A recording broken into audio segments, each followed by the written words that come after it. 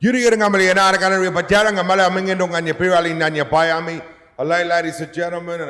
I'm glad to be online here. My name is Shannon Rusker, and I'm a Yagara and Turrbal person that descends from the original people of Brisbane City. Very proud of my heritage. The Yagara Turrbal area goes from, Turrbal area I should say, goes from up near the Caboolture area out to Oxley Creek. The Yagara area goes from the southern part of the river and out towards the Great Dividing Range. I have one grandmother that's from the Yagara side, and the great-great-grandfather is from this particular part of the area here, the Turrbal people. His name was Kerr Wally, also known as King Sandy, and he was a good friend of the Petrie family. The Petries, they made friends with him, and he showed them the roads going up north, and main roads and places like that in the early times was carving out the tracks, the old Aboriginal tracks, and most of the roads that you travel on are those ones. The major area group, the language group, Yagara, goes from the Caboolture River south to the Logan River and out to the Great Dividing Range near Warwick and Toowoomba. We're not up on the mountains, we're only at the bottom. But we cover all those areas there and out towards Wynnum as well. And we speak many different languages. They say once upon a time that there was about 80 families that camped along the Brisbane River from the coastal line all the way up inland. I'm also the managing director of Tribal Experiences, and what Tribal Experiences is, it's a cultural company that services, well, events and also education and tourism. So we do tours for groups that fly into Brisbane City, and then we'll pre-package them for them. We also go throughout the schools and more or less pick up a whole cultural centre and drop it in the schools for the kids, and they're able to participate in different activities, boomerang throwing, painting, learn traditional dances, songs, and even a bit of AFL as well. AFL was an Aboriginal game back in the day. I heard they're coming up to Queensland, all of them. I'm going to wrap it up here, but I hope that you enjoy. Today you've got some great panellists here. It's a great honour to be here and involved with the Queensland innovation. I think that we're striving forward a lot, and during COVID time we came up with some great ideas to be able to move forward, not only as people to people and replan that, but also how do we move our companies online as well. Thank you, ladies and gentlemen. In our language for welcome, we say Yura.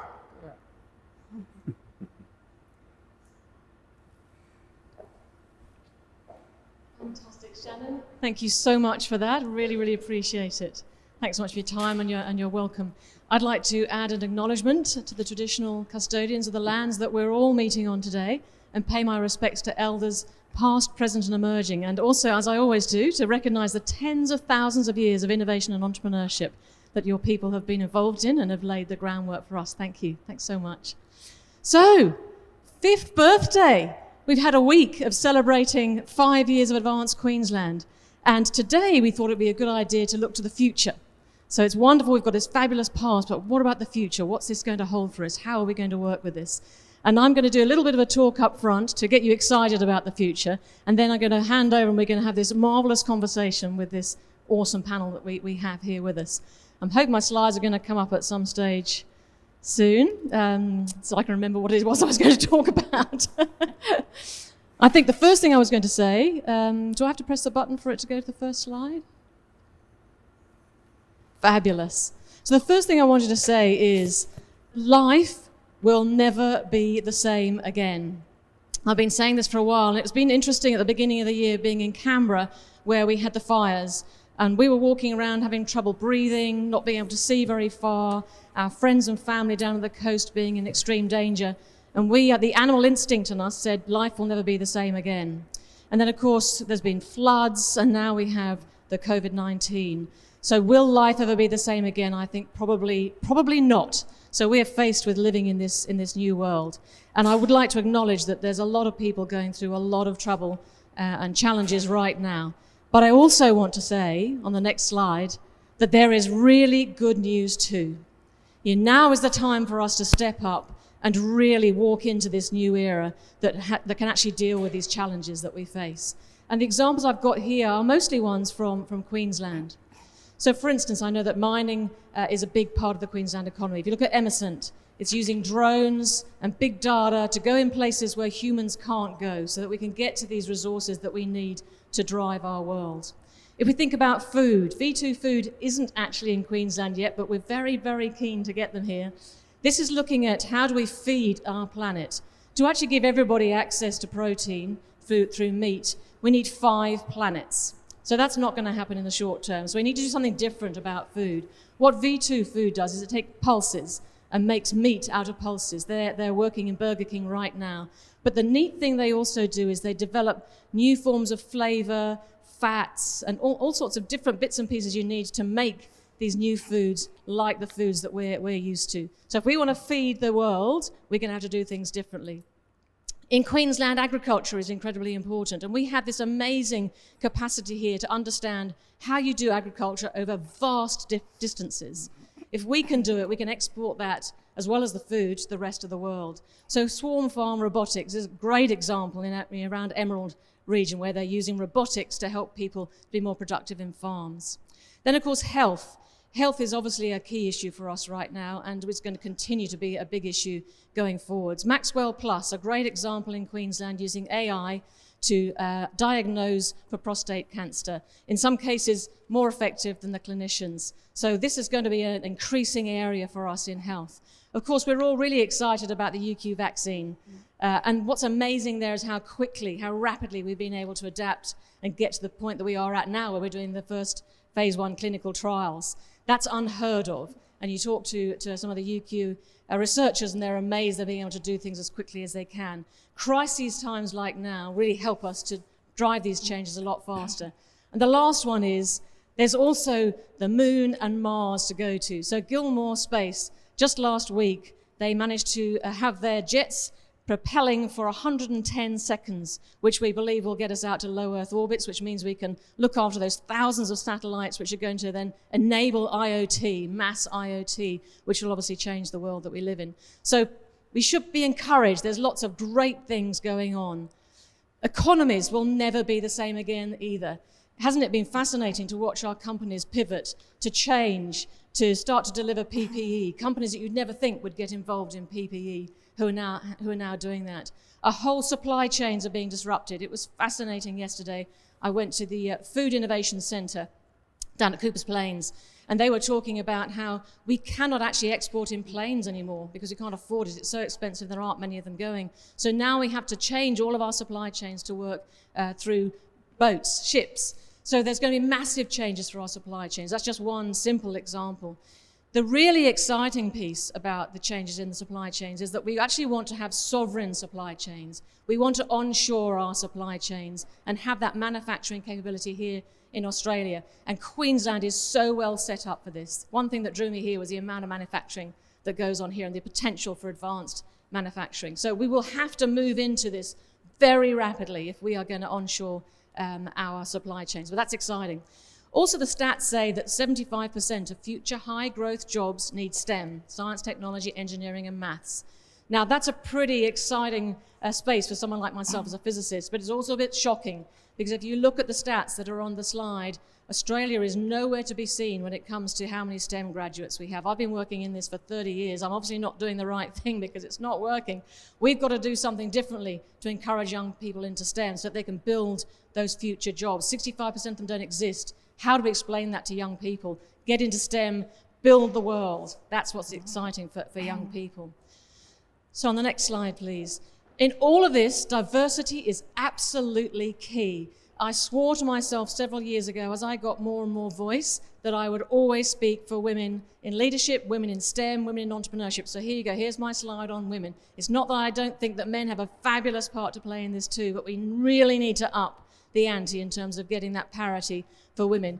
Women are well known to be great entrepreneurs and innovators. There was some research done published 2 weeks ago saying that for every woman you have on your board or in leadership, you build your company by 80 million. You know, we're worth it. We're worth investing in. But of course, diversity is much broader than that. And so we need to be making sure that nobody gets left behind in these new economies. Next slide, please. And the urgency is now. I mean, we've been talking these things for, honestly, decades, certainly for the last 5 to 10 years, but the urgency is now. If we look at what's happening in other countries, Israel is the startup nation. They had 20 years of investment, at least, to get to where they got to. Same with Silicon Valley, but we've had that in Queensland too. We've had the smart state, we've had advanced Queensland. We're in a great spot right now to build on that, just like Israel did. In China, I was really shocked about 5 years ago to sit next to someone who was a venture capitalist. I said casually, "So how much money have you got in your fund?" "Oh, 100 billion yuan." At that stage, that was 25 billion Aussie dollars. We had 1 billion in the whole of Australia at that stage. Believe me, China is going for it. India is right now building the largest co-working space in the world. And I won't go into the details now, but they're so well set up to make the most of these new economies. Vietnam launching into Industry 4.0 right from the Prime Minister. I've been at events where the Prime Minister speaks for half an hour, he stays there all morning, and before you know it, it's all out on the media. They are really serious about these new economies. We really need to urgently move rapidly right now. So the new normal, what does that look like? If I'm saying the urgency is now, the other reason for urgency now is all the change and transformation that's going on, and the only way we're going to be able to get through it is with innovation. If we think about the companies have been taking on digital rapidly. The only way that people can now get to market, it's not the only way, but the big way is to get through digital. We're seeing mass uptake of that, mass transformation of industries right now, and also new industries being born. So for instance, CoView is a great example of a telepresence health, suddenly gone from something like 20 customers a week to 20,000 a week. There are some big changes we're seeing in our industry. Government. How is government going to cope with all this? I'm not talking about politics, I'm talking about the public service and service delivery. We will not be able to afford to deliver all the services that are needed. And I tell you what, entrepreneurs are really good at delivering these services. A classic example is Warangaru in Jakarta, Indonesia. A couple of young lads there realized that kids were not getting a good education. They set up an online platform. They've got 13 million students on that platform being educated right now. Another bunch of entrepreneurs in Cambodia doing personalized education for students on iPads without any internet. These things can be done, and really I think entrepreneurs and innovators are the best place to help us with that. And then lastly, how are we going to live? This is a great picture of Zoom and how we're working together. But, how are we going to do that? What is life going to look like? We have no idea. And I would say there's a lot of uncertainty. We don't know what the future is going to look like, but we do know two things. One thing we know is the only way we're going to cope is to be agile, to be innovative, and to do things differently. And entrepreneurs and innovators are so well placed to do that. The other thing we know is that in Queensland, with all the decades of investment that have been made, we have some amazing assets to build on. But what we need to do is to do that collaboratively, to bring all the pieces together so that we can do so much more together than we do on our own. And the last thing I would like to say is really the most important asset we have is our people. It's you. Those of you who are listening, those of you who are not listening, those of you who will listen later, it's you that is so important, and we all need to come together, work together for Queensland, for Australia, and for the world in this new world that we live in. Thank you very much.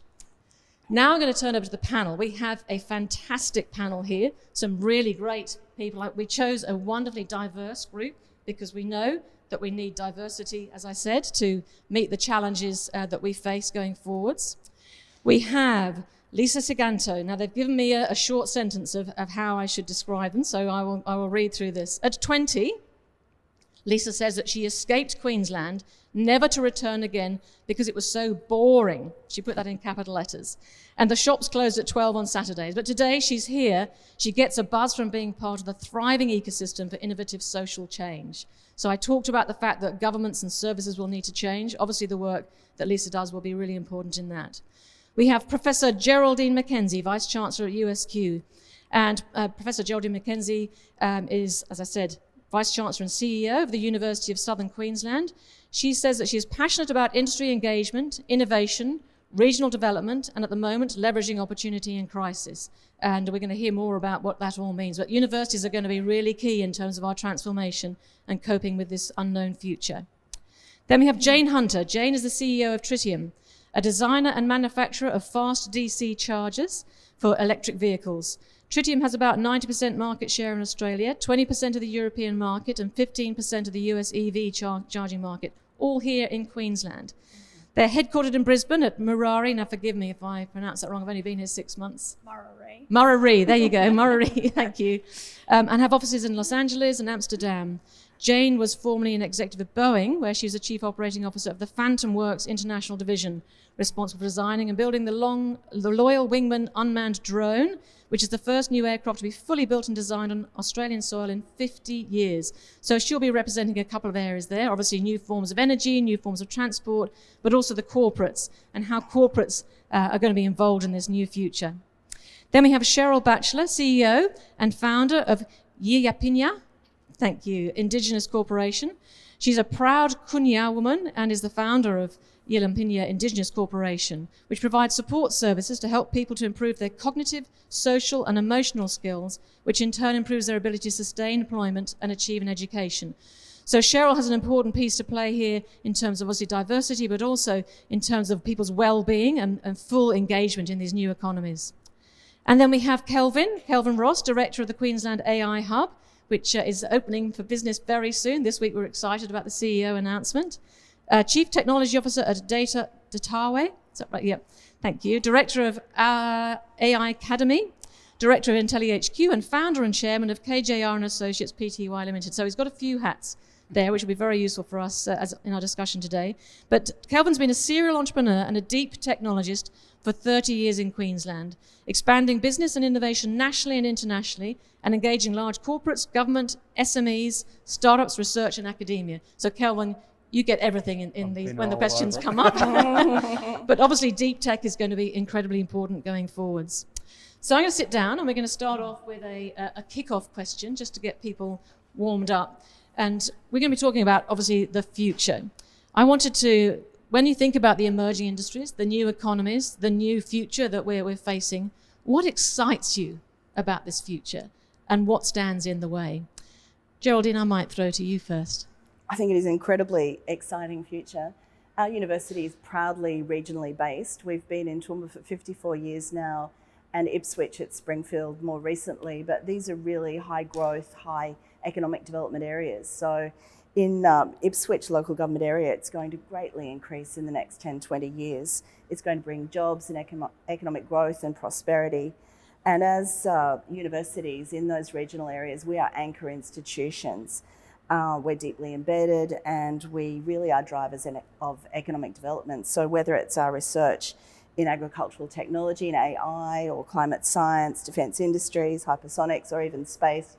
You mentioned the Moon to Mars project earlier, and one of our collaborators, in fact.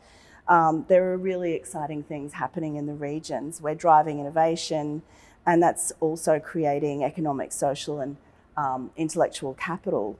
So what really excites me, it's really about boundless opportunities and growth and meeting the needs of industry and the community, which is what we're really focused on, and collaboration, which I'm going to talk a lot about, I hope, today, because that's really critical here. What stands in our way? I think it's lack of vision, lack of passion, and lack of understanding those needs and not listening to industry. What we've really benefited from all of these things, we've had 1.6 million from Advanced Queensland over the past 5 years, over 14 projects, and that's contributed to our very rapid growth and 24 million in external funding now. So you can see the benefits of all of these things coming together. Great, fantastic. Thank you so much, Geraldine. And it's great that in Queensland we do have universities such as yours in the regions, because you'll be key to, as you say, to transforming those. Absolutely. Yeah. Lisa, I might go to you, and Lisa, I forgot to mention that you are Executive Chairman of Impact Queensland. I forgot that up front, so I should have mentioned that. Sorry. So over to you, Lisa. Thank you, Sarah. What we're seeing is that people are demanding this new economy, and they want to know what this new economy looks like. And this new economy includes like new organisation models, new business models, and a new type of capital to fund them and grow. And that's what Impact Queensland is about. We know that with innovation that we will improve our society, and we're seeing that already. But what we're seeing driving us is actually the millennials and the Gen Zs are telling us that they want to work for purpose organisations. They want to work, but they definitely want to work for for-purpose organisations. And then more people, especially as we've come through COVID, are saying, well, we want meaningful participation in our work and in our society. And also, by the way, we want to know that our super is going to be there for the long term and help look after us, which is the capital part of the equation. And then instead of these traditional, what we've had of government, charities, big business, we're seeing that for-purpose organisations are leading the way. And they've got things in them that include intentionality, empowerment, and they've got the key thing they've got is long-term sustainability. And we're seeing that across the world with the funds, that it's the long-term sustainable organisations that are doing really well through this COVID times. And that's the challenge that we've got of how do we create those long-term sustainable businesses that have purpose and also that are measured on extra value. What's the societal value? What's the well-being value? What are those indexes that we should be measuring? So it's really exciting. People are telling us, this is what we need to do. So that's the opportunity of the future. Fantastic. Thanks, Lisa. And it is interesting that people are really wanting to move into this. I think COVID is also making people think about their life, their world, and what they want their place to be in it. So that's really interesting. Thank you. Cheryl, I might turn to you. What excites you at the moment, and what are some of the barriers that you see? I'm actually really excited about the digital therapy space, and that's what we've been doing in Nearly Human, is taking a different view of mental health by looking at it by actually improving the cognitive skills of people using stimulating neuroplasticity through the use of technology.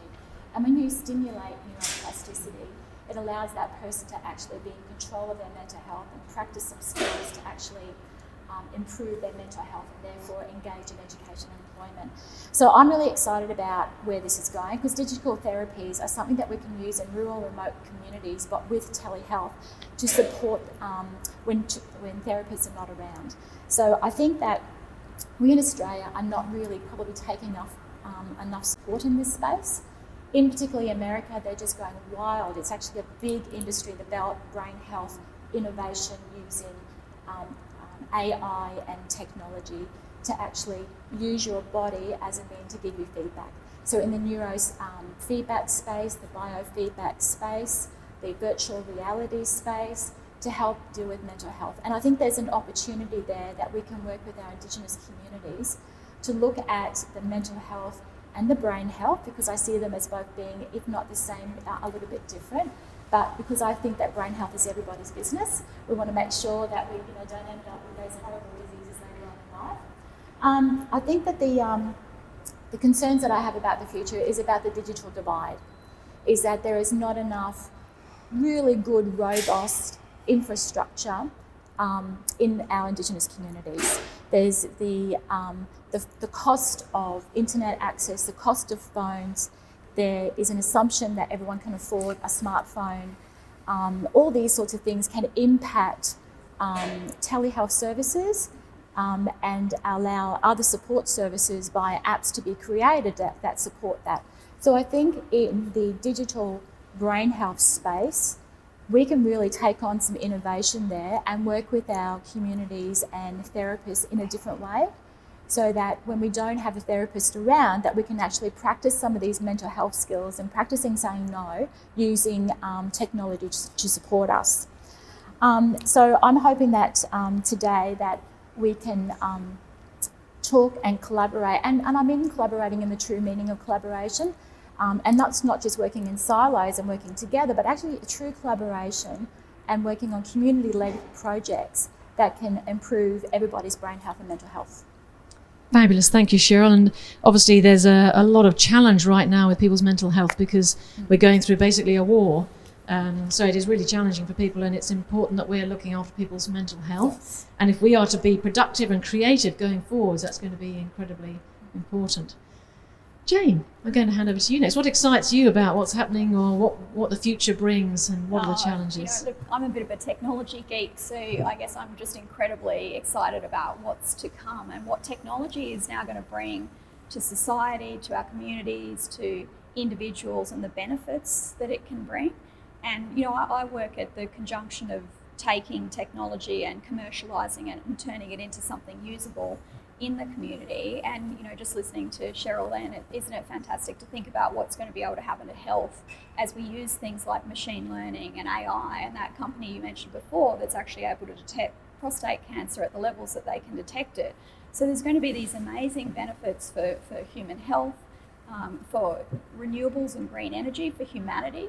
And if I look at what's happening in autonomy, automation, AI, machine learning, and I know these are areas that Kelvin also works in, these are going to transform our lives. So as we move towards driverless cars, and we'll have more safety on the roads than we currently have, as we move towards UASs, which are drones that fly themselves, the benefits that they're going to bring when they can fly over vast spaces in the Surat Basin, and you don't have to drive a ute for millions of miles and have the potential to have an accident on rural roads. So there's these massive safety benefits that are going to come with this. And then when you look at the conjunction of those with things like electric vehicles, which will also later be autonomous, you're going to have no pollution on the roads caused by diesel and petrol vehicles as we move away from internal combustion engines. And we can see that there's going to be health benefits for people who live on busy roads and highways. So, I'm just super excited about what the future holds for us as we harness these technologies and, make use of the benefit of them for humanity. Great, thank you very much. Kelvin, over to you. I think it's a great follow on exactly what I think you've all been talking to. And I think if you think about the 5 years of AQ and over that 5 years, and the particular area of focus I'm working on is artificial intelligence, but in the last 5 years, you've seen this dramatic change and it's really proven itself. And it's at that point now where really industry is ready to take the advantages of that.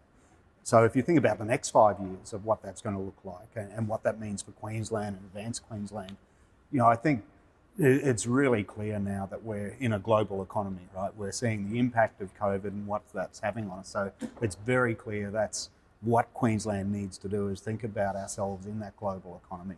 And where does a general purpose technology like AI fit into our industries, our Queensland industries, to make it more competitive and position it well globally?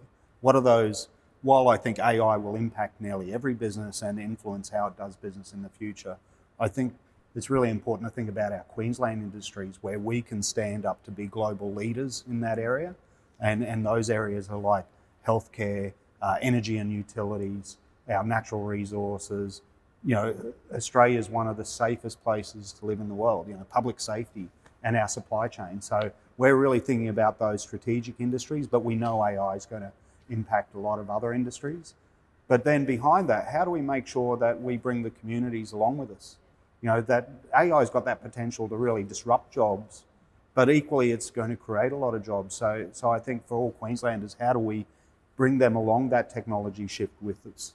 How do we move them into this new area of economy? How do we educate our workforce and bring them along? I think those are the key things that we want to get on top of. Kelvin, I'm so glad you brought that up. I think we live in such a unique time.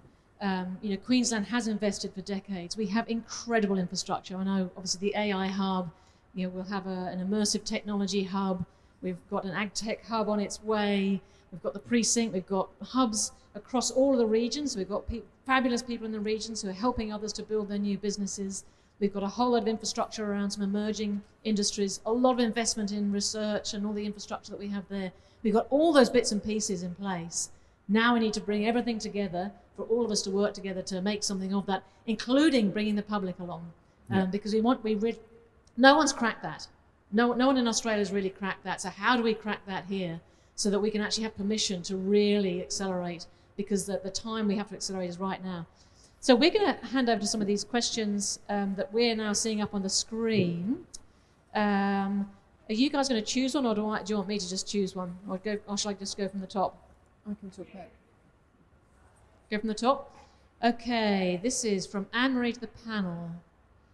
Hello from Ipswich. So glad to have Professor Mackenzie helping lead collaboration in our region, and happy birthday, AQ. That's fabulous. Thank you. Thank you very much. We're thrilled to be 5.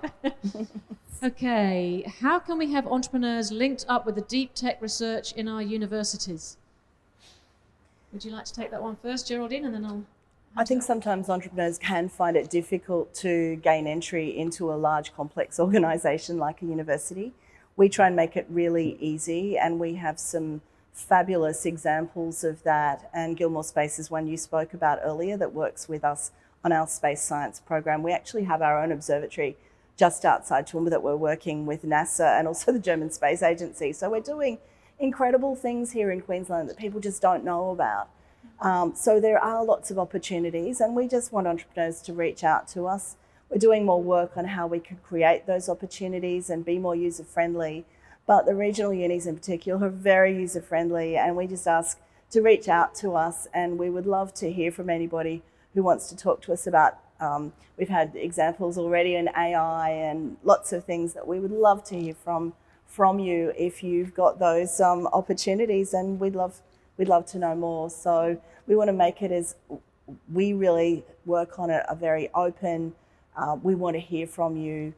Rather than closed, please don't come in the door. That was 30 years ago, but it's very different now. So it's a collaboration. We do all of our research in collaboration with industry, almost everything. So that's really what we're about, and most unis are now too. Fantastic. Thanks, Geraldine. Would others like to add some other experiences that they've had? Jane, I see you nodding your head. I think, one of the things that I've always been interested in, and I have a lot of academics in the family. My father was a professor, my husband was in, the academic industry, and of course I've been in the corporate industry, is that the convergence of the two is just super important. And one of the ways that we'll need to do that in terms of changing the university sector is to actually change the promotional system and the way that we incentivise our academics, because for many years it's all been about publish.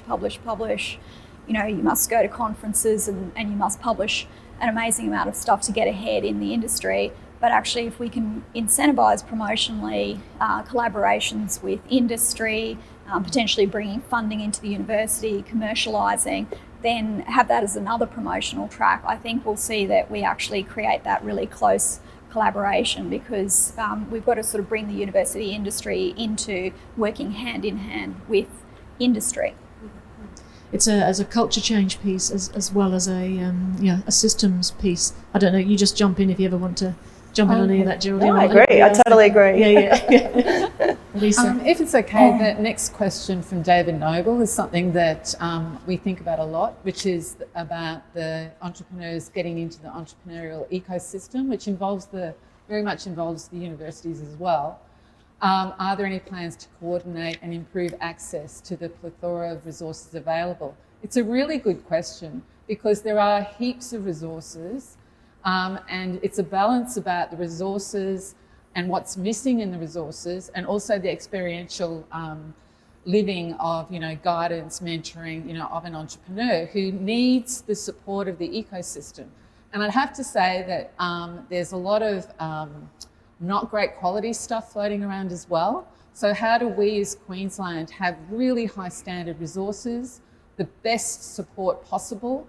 And then the gaps, if I could just do a plug, there are two big gaps in the for purpose areas, which is about impact measurement and how we're doing that together, and also investment readiness, that our entrepreneurs do not know that there are specific steps to go through, that they have to go through before anybody will give them capital, and the right capital at the right time. So they're the two sort of things in terms of the resources I'd like to have built. But we as the ecosystem need to support our entrepreneurs in giving them the right things, and not making them sit down and going through sort of workshops that aren't specifically helpful. Like, we need to redesign the whole system.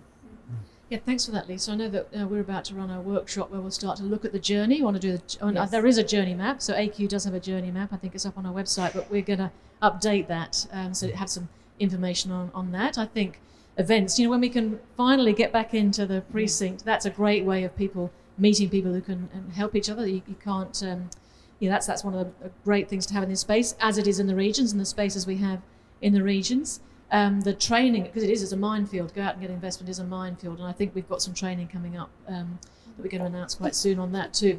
Cheryl, I just want to, can I get to Kelvin first? Because Kelvin, I saw you've been wanting to talk for a while, so if I can hand it to you. I've always got something to say, I'm sure. But yeah, I think it follows in, like in the Queensland AI Hub, we see ourselves as a connector.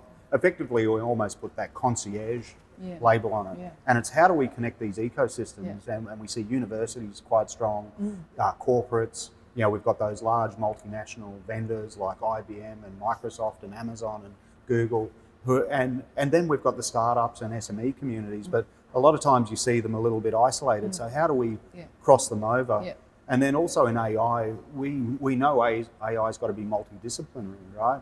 And the work, and not only that, our government's got a really big part to play. So the work that we're doing in healthcare, it was almost that concierge function with medical AI. How do we navigate and bring these people through the hospital to connect them up with the clinical leaders who are really the champions and will get government to buy into that program? So I think these, you know, the connection elements are really key elements of that. It's interesting. I mean, something I'd love us to move into. So I like the next phase to be about hyper connectivity. Have people hyper connected, have as much connection across the ecosystem. And for some of them, it's in the horizontals, so AI. Some of it will be in verticals, and some of it will be just anything. So I'd really love to see that. Cheryl, you were wanting to say something. So I was just going to say that when we're talking about entrepreneurs, we're talking about not just the startup innovators in the IT space and everything, but I think that there's a big space of startup not-for-profits. Being an Indigenous startup not-for-profit, been going for 2 years now, is supporting that space, and that's sort of like a little bit missing with all this collaboration and support as well, especially when you're doing something innovative, as what I'm sort of like doing something different in the mental health space. And I think we need to also get rid of some of the red tape that comes with sort of like setting these up and collaborating. And it's also about that innovation needs to partner with people that are actually working on the ground. And that's one of the things that I'm really mindful of, is that we work on the ground and therefore inform the research and show the impact and measure the impact, like Lisa was saying. Are we investing in, we don't want people doing some of these things that we're talking about innovation, especially in the mental health space, if they're not going to get an outcome from it, and that outcome has been measured and it's, in one sense, researched, like from the university, and peer reviewed, and we don't want people doing things if the effort they're going to put into it is not going to get an outcome. Yeah, Lisa, you found one? Just following up on what you said, Cheryl, about not-for-profits, and Danielle Jules posted a question about, she comes from people with purpose. How can we ensure purpose-led businesses become the standard for innovation in Queensland?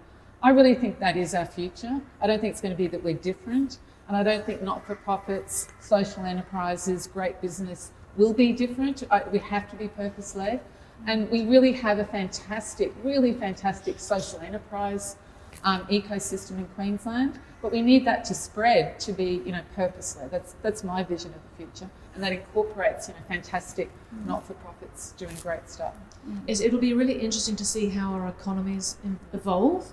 The triple bottom line's been talked about for a long time, but I think probably with COVID it's going to have another little acceleration on that front. So Amrita says, what are some things our government can do better for our education sector given the current landscape? For example, how, in your view, can we fund research and innovation? Goodness. Who would like to tackle that? I'll start if you like. It's been incredibly difficult at the moment because of the pressure put on us from all different directions. But for us, it's really about working with industry and collaboration. I'll just keep coming back to that because you can't expect finite government funds to fund everything. There are great projects like that get funded, like Advanced Queensland is a really good example. I'll keep coming back to that one too, because that gives you money to do a bit of a startup that can then create something much bigger, and it creates that collaboration. So, you can't keep expecting that money to keep flowing in. It's not going to happen, and you have to look at other ways. And what's the point of doing research if it doesn't benefit the community anyway? So it has to be community-led and purpose-led, as we were talking about. And we don't really do that sort of research anymore. It's responding to a need. So we talk a lot about responding to community and industry needs. And if you do that, I think you do solve that problem of how to fund it. I think, as I said a little while ago, it's interesting times, and it's almost like we are in a war. And in those sorts of circumstances, you have to do a huge amount with not very much.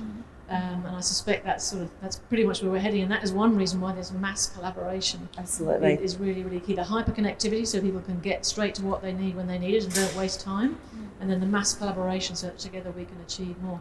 Jane, you were going to jump in on this one too. Yeah, and actually I completely second what Geraldine was saying, that in these straitened circumstances that we're currently under with government funding, that the collaboration with industry is going to be critical, and in fact co-funding, where you're connecting various people with suitable and similar interests, and then they'll co-fund a chair or a particular role or a particular piece of research within a university. And in fact, our chairman is currently considering a significant amount of funding for a chair, and that would potentially be matched by the Liveris Foundation. And then you're actually going to get a very significant amount of funding for this particular chair, but the research that they'd like done will kind of crack the atom on DC to DC conversion, which is super important for our industry. And so you have this ecosystem where the university sector is helping the industry sector, but the industry is also putting money into the universities. So there's a great symbiotic relationship there.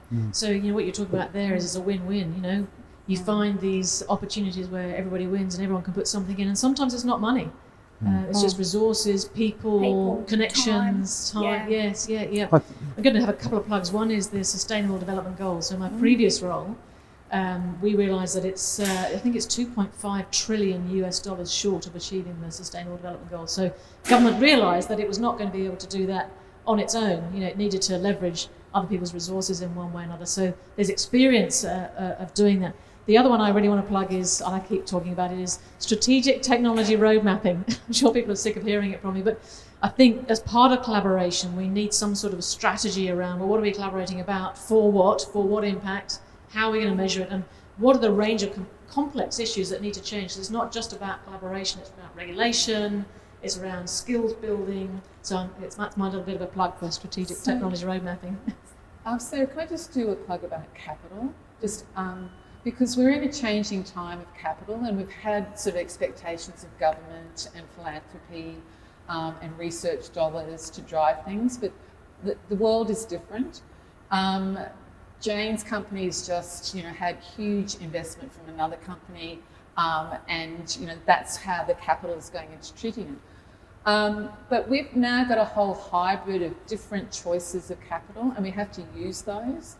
And there are all sorts of things emerging. From a government point of view, there's an emergence of payment by outcomes, which is a shift in activity funding, and we need to drive that. What are the outcomes that we can do in all these organisations that give what are the outcomes we can produce that government may pay for? Other things are equity crowdfunding that is raising the interest of the population into something that means something for them, and they want to see ethical companies like here in Queensland, Outland Denim, which is an ethical, anti-slavery, gene-making, environmentally friendly company. The public have financed that. So we need to look at that whole hybrid of possibilities from government, which is less and less funds, and we understand that. So what do we want government to do and to catalyse? What do we want philanthropy to do and catalyse? How do we want research funded? How do we want startup capital? Where's that going to come from? How do we want to use debt? Because it's all really different with such low levels right now. How do we access that debt? And in the end of the day, Queensland, Australia has the huge superannuation funds. So we need to be driving those superannuation funds, saying, we want you to invest in the right things for us. And that unlocking that capital will really change the system, and we're all responsible for it. Yes. And can we just touch on that point though, because that's so dear to my heart as well, Lisa, which is that we have, a vast amount of money invested in superannuation, and we don't enforce any regulation over what that's invested in. So the superannuation funds have been wedded to shares for forever. They largely invest in the share market. They have some small amounts of other investment. But if we could unlock just a small amount of that and invest it in entrepreneurs, in businesses that might be high risk, and actually turn some of that pension fund money towards investment in this ecosystem, then we're going to unlock this vast amount of funding that we currently really don't have a lot of, and we don't have a huge amount of angel investment or venture capital here in Australia. There's a lot more in the States. So we really need to tap into the super funds. Yeah, and there are some early movers on that. There's some really great super funds that are doing that, which is fabulous to see. But we probably need to do something which is a paradigm shift to get the others on. So that would be not today, but at some stage that would be a good one to discuss. What's the paradigm shift? How do we actually really move the dial? Not we've been talking about it for a long time, but how do we actually do that? Well, as the clients of the super funds, we make those decisions. Kelvin, you've been... Yeah, connecting. I think there's the aspect about we've been the beneficiaries of great investment in R&D by successive Queensland governments, I think, over the past 30 years. But I think something we've sort of failed at is that translation and commercialisation of R&D. And investment's part of that. But I also think there's a lot around how do we educate our entrepreneurs about how to do that commercialisation and not just relying on investment. I think how do we actually build a business that generates revenue and demonstrate that value, because if you achieve that, and how do we work with government to be the procurer of that? And part of that is sort of how we manage some of the procurement mechanisms, not trying to make it easy for businesses, but just trying to streamline that our local businesses can really engage those first customers of government as, you know, the stepping stone to global markets. Yeah. And Kelvin, that's a really good point, because we know that there's this valley of death with technology where you've developed it and then you're trying to commercialise it, and it gets really, really tough as you try to come up this peak on the other side. Yep. And one of the only ways to do that is to actually support people through that. Now, that could be, as you say, through procurement from government, but equally it could be through education. Because one of the areas that I've seen it fail is that you've got a great piece of technology, you've taken it to a company that paid to have it developed. So it could be, a major oil company like Shell, but when they try to introduce it into their business operations, there's another change management piece which they're not ready for. And that's the piece that we actually need to help people with, which is how do you integrate that into your day-to-day operations? When you go to a shop floor supervisor or, a fellow that runs the operations on a mine, and you say, we've got this great idea for you, you're going to be flying drones over the site, and now you've got to fit that into your operations, you'll get a lot of resistance because you haven't done the change management piece. It's interesting, that change piece, isn't it? I mean, a lot of people did not want to work from home, and then COVID hit, and they're working from home, and now they want to stay working at home. People we're always a little bit reticent about change. I'm not. I love change, but I know a lot of people are. And that absorptive capacity, building that absorptive capacity in companies and in government. The way I would love us to become is to have this semi-permeable membrane, all of us heading together to the same goal, but not to think of its government and its industry and it's blah, blah, blah, blah, but that we're all together. Anyway, let's get through some more of these questions. How do we create a range of sub-ecosystems? For example, we would love and really benefit from a mixed reality creative industry area. We would love to connect up with other startups and other aspects. You need business investors and other interested in this. So I guess, Kelvin, that's what you're doing with the AI Hub, isn't it? That's one example, and I think we've got the XR sort of community starting up and the robotics community, and these all connect in some ways as well. There's a lot of discussion between us and them. We also then think about, well, what are those industry verticals and what's the alignment through our industry associations we need there, whether it's manufacturing or the defence industry and so on. So you've got to create those connections, right? Again, the sitting in silos is the problem. So how do we make those crossovers? No, it's a fantastic point, and we need to facilitate those because you don't know what you need until you hear about it. And so when you suddenly meet some of these amazing companies and entrepreneurs, your ears will prick up and you'll go, actually, that's a piece of technology that such and such could use. So forging those connections is really critical. Okay. Oh, I like this one. Monica, good on you, Monica. Together we've built a remarkable collaborative culture in Queensland. What does success look like for Next AQ? What would you like, you as the community, like success to look like? Cheryl, go. I would love success to look like that everybody is working in collaboration, in true collaboration within the definition of collaboration, not just getting silos together, and actually measuring impact, like Lisa was saying. So as I said before, so that we're getting outcomes that are measurable and people's improvement in their quality of life. So I suppose the success looks like for me is improvement in quality of life for everyone. Any others, Scott?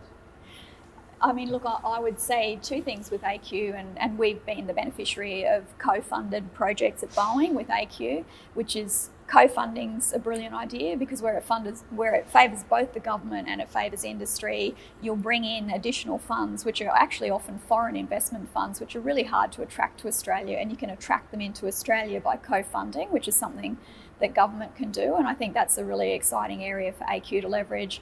And the other one, which is not always so popular but actually works on a practical level, is enforcing the connection of small and large industry. So one of the things AQ did with Boeing was they co-funded a significant project to develop a mission system for a drone.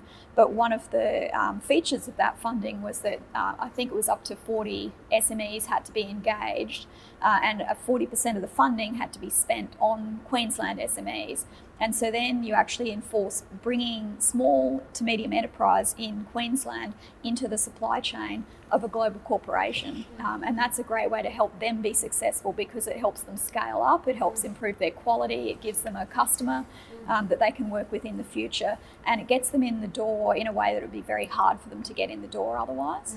A classic example of multiple outcomes, you know, one piece of resource, money, people, and multiple outcomes. Absolutely. The one about attracting overseas investment is interesting. So Main Sequence Ventures has been really interesting to watch how we've been working with others. So we very much co-invest, and just recently we've had a lot of co-investment from overseas. People are really attracted to Australia and the investment opportunities here. We just got to show them Queensland's got these great opportunities too. Yeah. Kelvin. I think, great point about our communities, because I think, you know, our number one goals are to grow economic growth, you know, creating investment and business and so on. And we think from that jobs will flow, which is a very important metric. But at the same time, if we don't address some of the diversity metrics, and it means we're going to leave, you know, particular communities behind, and they'll become really digitally disconnected from the world. So if we don't measure that impact, and particularly not just our Indigenous communities, but gender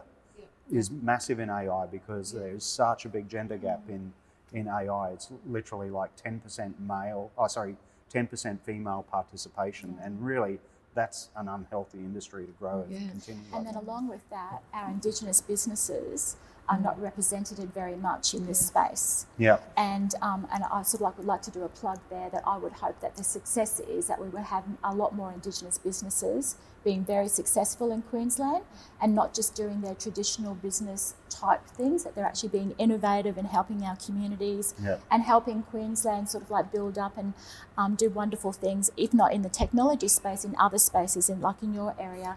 So I think that we need to come back and support Indigenous businesses in different ways, not just in the traditional ways that we're doing them. And interesting, I mean, that has an impact economically and socially. Yes, absolutely. And the economics, if you don't have diversity, you're missing out on a whole load of economy that you can be growing. New companies, new ideas that diversity spawns. And Sarah, I think on top of diversity, which is so critical, and it's actually super critical just for innovation to be successful, you must have diversity of gender, of ethnicity, of so many different things. But behind diversity, where we had moved to, is it's not enough to have diversity, you must have inclusion. So you can bring in, 25% women into STEM, but if you're not inclusive, and it's the same goes with Indigenous, if you're bringing Indigenous people into your business and helping support them and making them feel included, then they'll stay. But if you don't have inclusion as well as diversity, then you won't be successful. And that was something we realised after kicking off a diversity initiative, that we started to get the numbers up, but the retention wasn't there. So then we actually had to move into inclusion, which is making sure that people feel included and are treated in equitable ways. I think there's some great goals to have. I think something we haven't touched on yet is how society is going to change. So if we do leave people behind, we'll have social unrest, and then goodness knows what our society is going to look like. So it's all real for us as techies and innovators and entrepreneurs to get excited about the future, but there's some key bits around being human that we need to remember as well. I don't think it should be separated at all. I think it's implicit, and like what Geraldine was saying, we're doing things, for the good, and that's what we'll be furthering. So as we, all our business models, everything else, as we change how we address societal problems, it's really implicit in everything we're talking about. better transport, better energy, using things remotely. So it shouldn't be sort of an either or.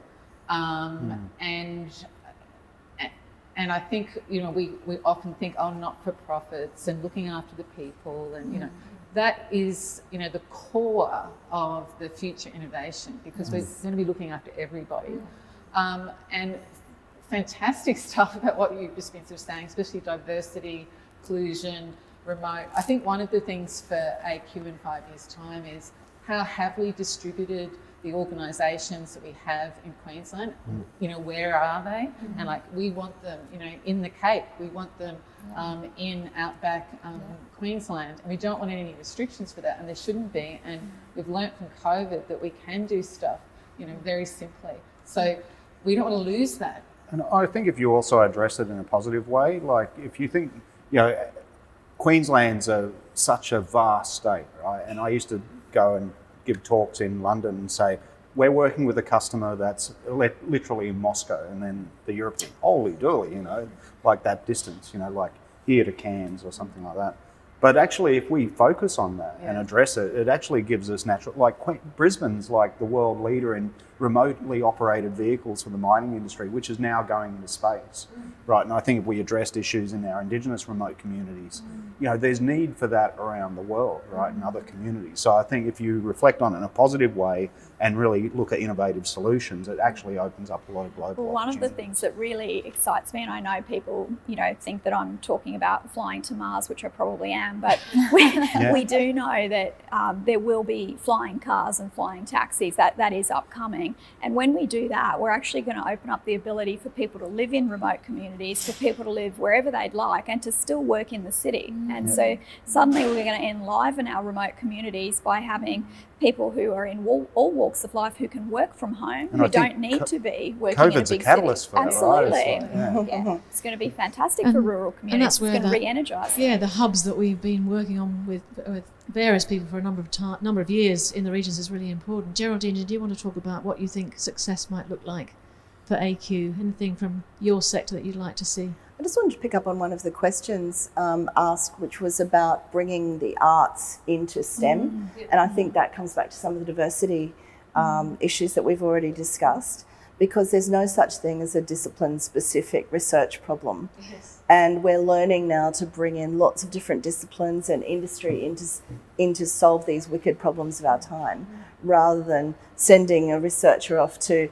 sit in a room or a lab for a long time and come out with a theoretical answer. It's just so different now. So AQ, I think, brings people together in a really great way, and the future is going to be about that shared vision, and the shared vision has to be about collaboration and concentrating on solving a very real problem rather than a theoretical one. And Geraldine, I so second that, and I saw that question about what are we leaving behind the arts and humanities in favour of STEM, and they're a balancing act. They're both incredibly critical, and if we just focus on STEM and we give away the arts and humanities, we're going to have lost that diversity. And I see brilliant examples of it being successful through industry right here in Queensland. In fact, I'm probably a good example. I have an arts law degree, and I have worked in technology all of my career, in whether it's IT or AI or machine learning. The new CEO of Arrow Energy is a woman with a law degree. She's from an arts background, but she's in a highly technical industry, and you bring that diversity of thought. So you think slightly differently from the engineers, and that rub point is where innovation occurs. So I'm a big supporter of what you're saying. Sarah, that's so true. I'm a lawyer too, and my research isn't anything but. So I'm another example again. Yeah, look, I think it's a classic example where tech thinks it develops tech and then it gets it out to market, and that's the end of the story. But actually, there's so much for the humanities that needs to go into it. Human factors. If you don't do the human factors engineering, then I'd actually love to see our researchers doing design thinking right up front when they do their research. You know, they lay out what research they want to do and think about their customers. A classic example I really like. This is an old example, but a bunch of male engineers went out to Africa to help this tribe because they couldn't get their water. The women had to walk all the way down this big hill to get to the river, get the water, bring it up the top. And they thought, oh gosh, poor women, that's terrible.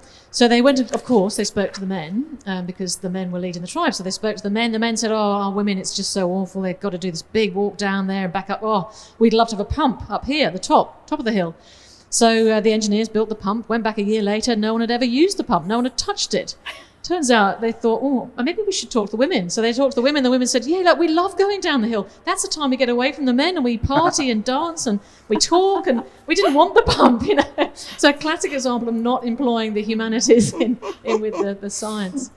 Okay, organisations are often tempted to outsource tech roles and capability to offshore service providers or large international players. What are some of the ways to tempt them to invest more in growing local talent? I tell you what, I saw this a lot in India. So obviously people have been offshoring to India for a lot of their talent, and there are hundreds of multinationals in India. They've got bases there to connect with this, you know, this backroom support they can have. And now, of course, India is in this incredible situation where they've got an educated population. They've got more STEM graduates than the US has graduates. So they've got these really key tech people over there, and they've now got the multinationals. They are so well set up to get to global routes to market and build new industries. So we need to be able to do that too. So over to you, panel. What would you do to solve that one, attracting the... Well, one thing we do need to do is fill in the missing skills gaps, because you have to go overseas for some skills. And so if we can work with the university sector on some niche roles that are going to need to be educated here in Australia, so that we have those degrees, because we let some degrees die. It's very, very difficult now to get manufacturing and industrial engineers.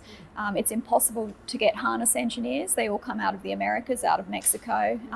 Power electronics seems to have disappeared in Australia, and so those are really hard to get. We've had an ad out for a year for a power electronics engineer. We don't get any. We have to import them generally. If we do get them, we just hang on to them like hen's teeth. So there's a number of skills areas that we need to look at filling, and particularly you mentioned before, Sarah, about onshoring a lot of the manufacturing, bringing back in technology areas like PCBAs. We don't have the skills for a lot of those anymore. We gave them up when we gave up manufacturing. So if we want to manufacture, we've got to bring those back. Yeah, I think that skills piece is a really fascinating topic, which we could probably take a whole panel session on. But I'd like to put a plug in for the TAFE as well, because I think it's not just about the higher ed, it's TAFE too. And I think there's a number of skills in current industries that just need a little bit of tweaking to be able to work in the future and emerging industries too. So it's not such a big change as maybe something. But I'll hand over to maybe Geraldine, if you want to add something around this skills piece and attracting, making sure we're building tech skills here in Australia.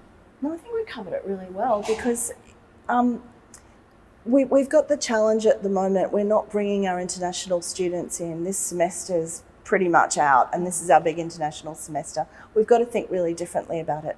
So my university's major country, the students that come to us are from India. They come to us in engineering, IT, some in business. They're great students for all the reasons you just said. How can we better deliver to India offshore? At the moment, that's really not a consideration for cultural and other reasons. But we've got to be breaking down these barriers, because they need some of the extra educational skills that we can provide. If we can't get the students here, how can we better work with those countries? Because our other big country is Nepal, for example. And they really need the training that we're able to provide. So how can we break down those international barriers? Because if we don't do that, we're heading for absolute disaster in the next couple of years, and we know that. Yeah. Thank you. Kelvin, you had something. Yeah, look, having done a higher degree, I think you train yourself in how to self-educate, and it's almost that lifelong learning requirement, I think, is mandatory now. And when we're giving a talk around the Young Women Leaders in AI program to a breakfast on Mother's Day to mums and their daughters, and you're sort of thinking, it's not the school kids I'm worried about, it's actually the middle-aged parents. Exactly. And it's that transition of their skill set, I think. And I think this is we're really starting to see now that as our next generation is going to live to 100, they're going to be working for 50 years, and they're probably going to go through multiple career changes through that time. 5 by the time you're 40, isn't it? Yeah, well, and so it's going to be those multiple gap years they have to re-educate and realign. And what is a nurse going to learn about how AI is going to change their job? What's a national parks officer going to use?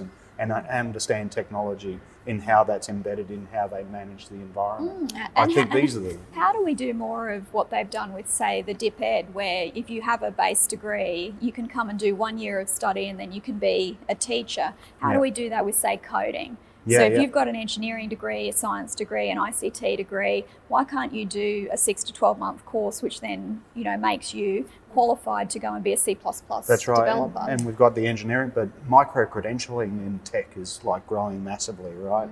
In terms of going and getting your AWS certification or your networking certification. So Cheryl, I'm going to throw to you. I'm going to throw you in the deep end here on this one. How do we draw people into that? Because we can provide all of these, from a diversity perspective, we can provide all these skills and tools, but how do we draw people into that to see it as a possibility? I think there's a couple of things there. One is my background's in education. So as we were just talking then, my mind was boiling off those when I was a high school teacher and I was a guidance officer and career counsellor, thinking of those sorts of, things. And I think this goes back to, grade 2 children now are going to be employed in an industry that's probably not even created yet. So what can we do in the school system? I mean, at the moment, we're just completely hammered with COVID, and I'm concerned about our children's future at the moment that are going through schooling at the moment. But I sort of think about our curriculum and think about, well, how do we talk about these things? How do we talk about innovation? In business education, where I was a head of department, we did talk about innovation and enterprise. We actually called it enterprise back then, a business enterprise, and we did little business things, but we really weren't innovative. We were just doing what's already out there.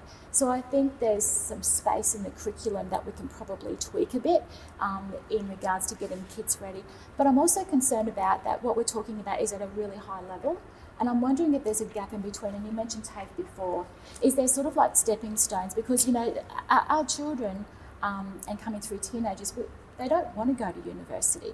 They've seen the other people out there that go through university and come out multi-millionaires. So university might not be the best track, and there might be different ways. And I think as education, we sort of need to think about that we want them to get there, but what are these sort of ways to get there?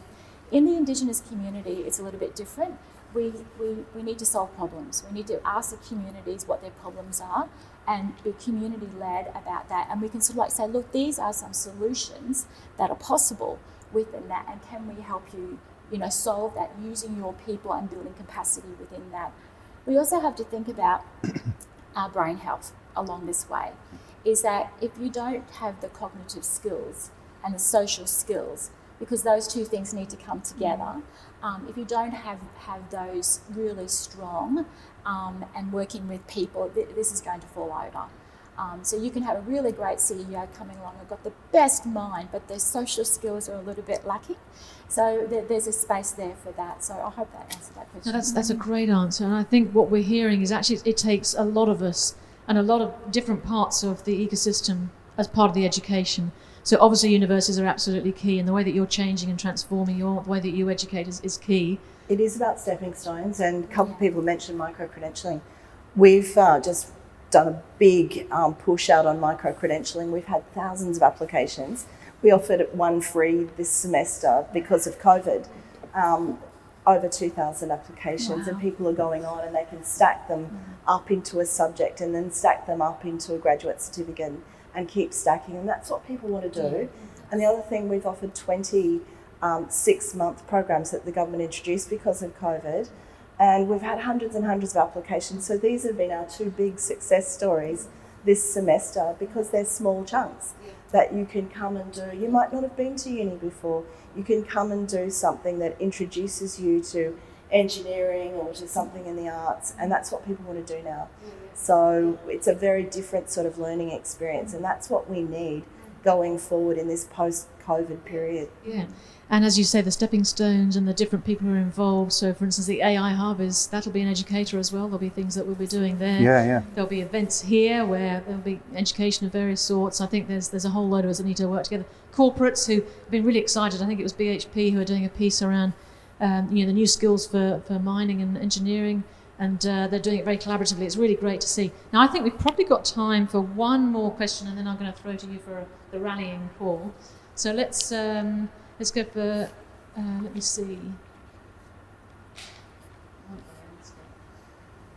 Happy to let one of you choose or rather than me. Well, can I choose about the impact of disruptive technology on jobs for youth? Because I think it's a huge concern for everybody in the country. And I think what we just heard about micro-credentialing is a really helpful part of like getting skills for other jobs. But here we've got huge opportunities in things like AI that have never been there before. And it's not only, it's also the people who are disadvantaged, who find it very difficult to get a job.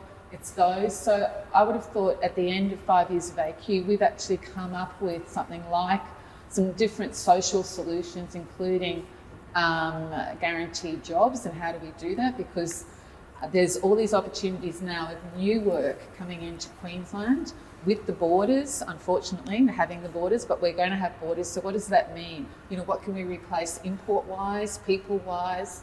What can we do here that we're learning from? And I think it's amazing how we've flipped so well through COVID, you know, in education, schools doing, you know, everything online instantly, the telehealth, you know, we can do it. How do we push this along?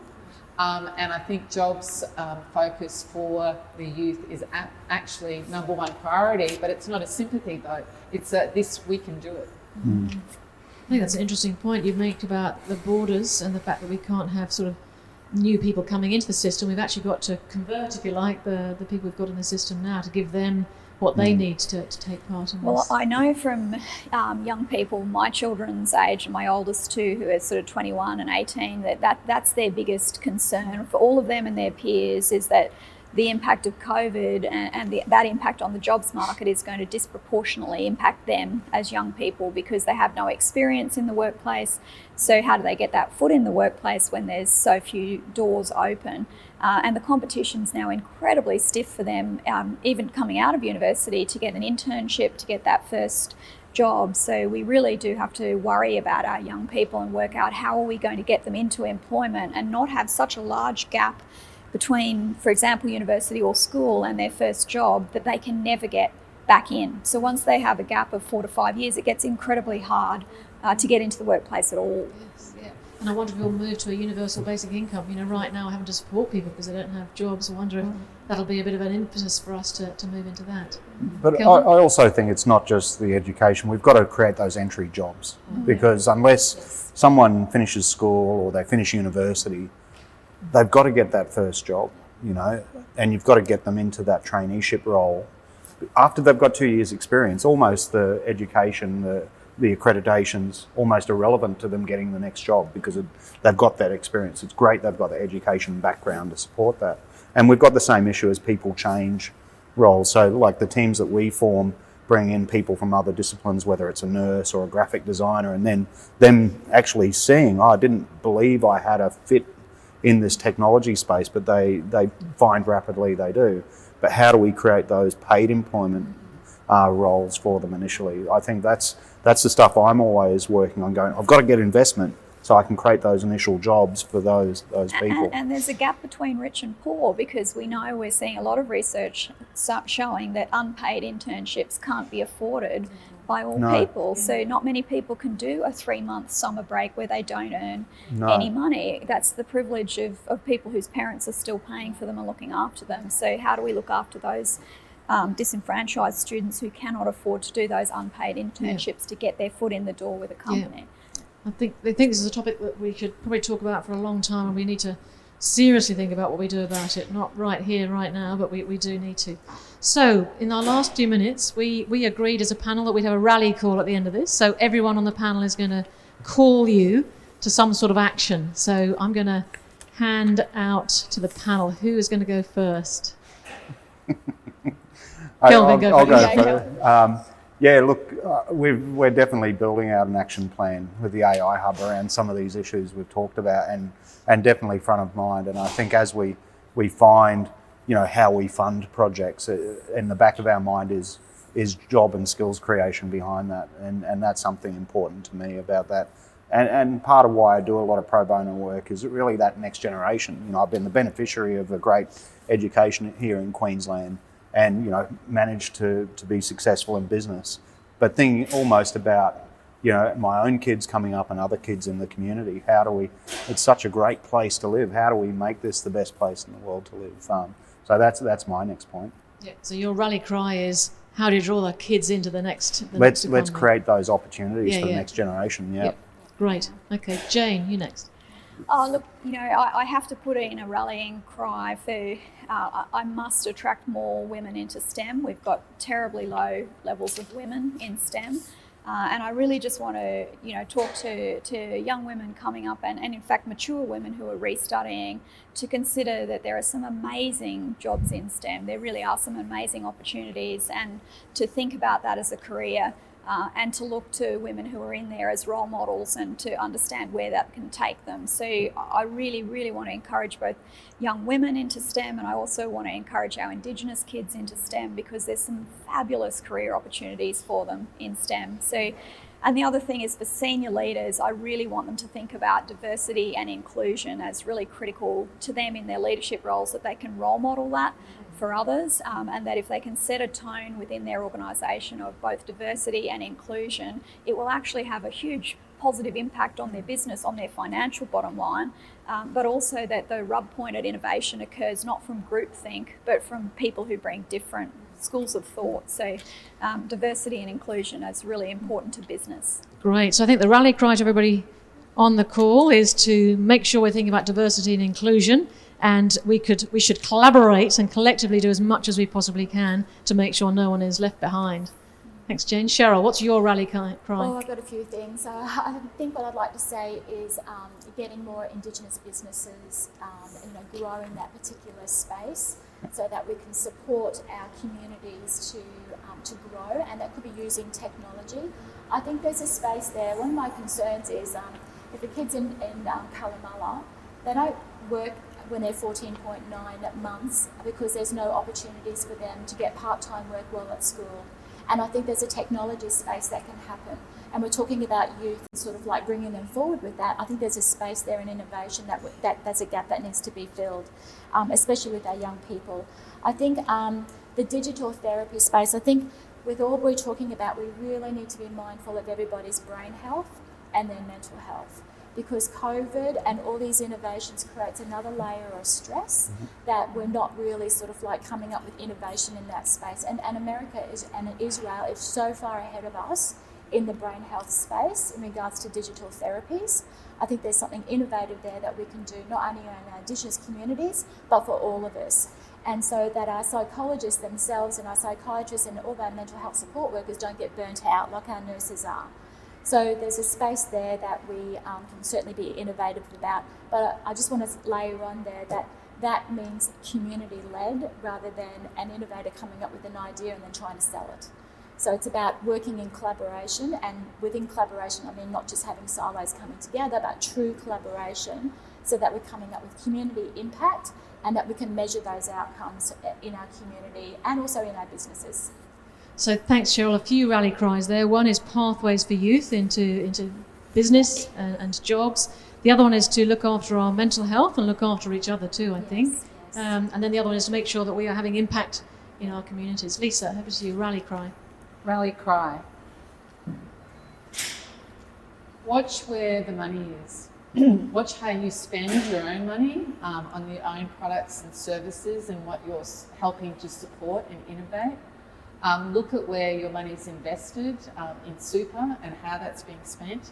Really look closely, because each individual has power of that. Facilitate and contribute and participate in new ways of funding, like the equity crowdfunding. $400 gets you become a shareholder and you get to decide how businesses operate.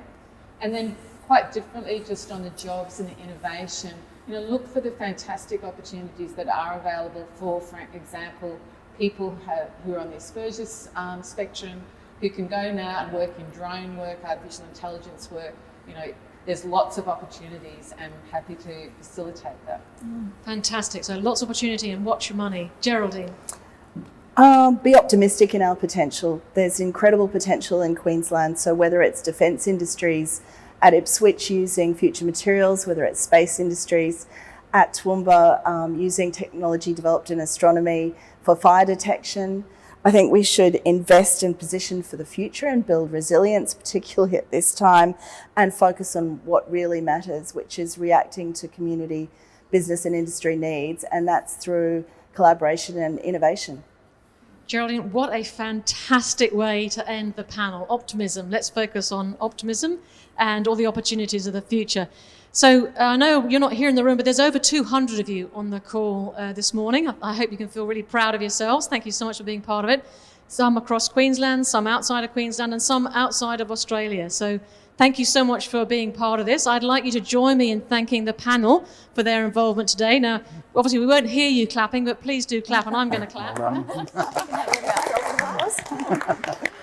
I'd also like to thank Jackie and all of the team here today that have made this so seamless and smooth, and I'm sure it's worked very well for you. Apologies we didn't get to all of your questions, but I hope you found this a stimulating conversation.